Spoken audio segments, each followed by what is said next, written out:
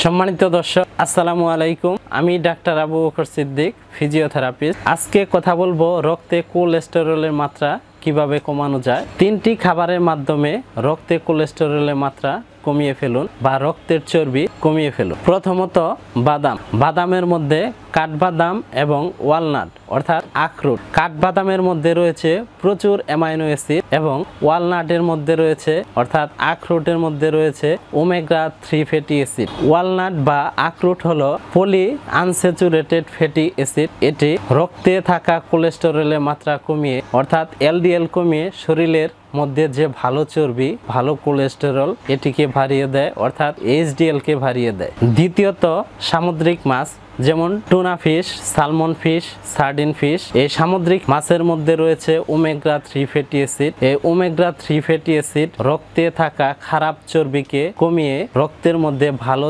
চর্বির পরিমাণ বাড়িয়ে দেয় অর্থাৎ এলডিএল কে কমিয়ে এইচডিএল কে বাড়িয়ে দেয়। তৃতীয়ত রসুন। প্রত্যেক দিন নিয়মিত রসুন খেলে রক্তে থাকা খারাপ চর্বি কমে যায় অর্থাৎ এলডিএল কমে যায়, রক্তের মধ্যে এইচডিএল বেড়ে যায় অর্থাৎ রক্তের মধ্যে ভালো কোলেস্টেরল অর্থাৎ ভালো চর্বির পরিমাণ বেড়ে যায়। এছাড়া নিয়মিত প্রত্যেক দিন এক্সারসাইজ করতে হবে। প্রতিদিন কমপক্ষে 30 মিনিট করে হাঁটতে হবে, সাইকেলিং করতে হবে, জগিং করতে হবে, নিয়মিত ব্রিদিং এক্সারসাইজ করতে হবে। প্রিয় দর্শক, পরবর্তী ভিডিও দেখার জন্য আমার চ্যানেলটি সাবস্ক্রাইব করুন।